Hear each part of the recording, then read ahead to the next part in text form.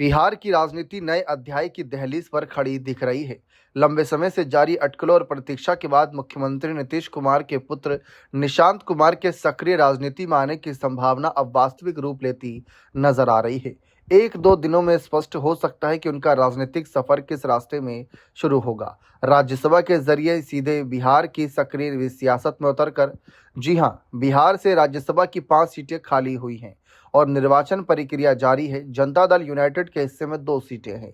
एक सीट पर कर्पूरी ठाकुर के पुत्र और केंद्रीय राज्य मंत्री रामनाथ ठाकुर का जाना तय माना जा रहा है। दूसरी सीट को लेकर पार्टी में शीर्ष स्तर पर मंथन चल रहा है। इसी संदर्भ में निशांत कुमार का नाम प्रमुखता से उभरा है।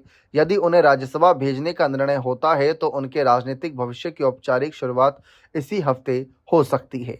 लेकिन यदि वे राज्य की राजनीति में सक्रिय भूमिका चुनते हैं तो घोषणा में कुछ समय लग सकता है। दरअसल निशांत के राजनीति में आने की चर्चा नई नहीं है। वर्षों से इस पर कयास लगाए जाते रहे हैं। इसकी मुख्य वजह नीतीश कुमार की राजनीतिक कार्यशैली रही। उन्होंने हमेशा सुशासन, पारदर्शिता और सिद्धांत आधारित राजनीति को प्राथमिकता दी है। परिवारवाद के विरोध की उनकी स्पष्ट छवि रही।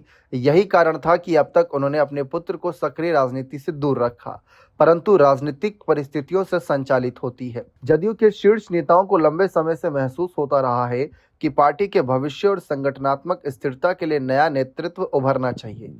पार्टी के एक शीर्ष नेता ने बताया कि निशांत का सार्वजनिक जीवन में आना सकारात्मक कदम होगा। वरिष्ठ नेताओं के आग्रह पर नीतीश कुमार ने सहमति जताई है। निर्णय शीघ्र सामने आ सकता है।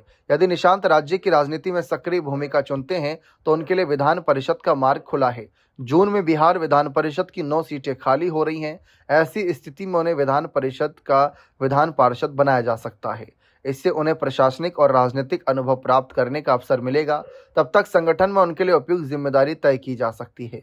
राज्यसभा जाने की स्थिति में रहस्य से पर्दा एक दो दिनों में ही हट पाएगा। फिलहाल कई नेता ऐसे हैं जेडीयू में जो निशांत को राजनीति में लाने के समर्थन में हैं।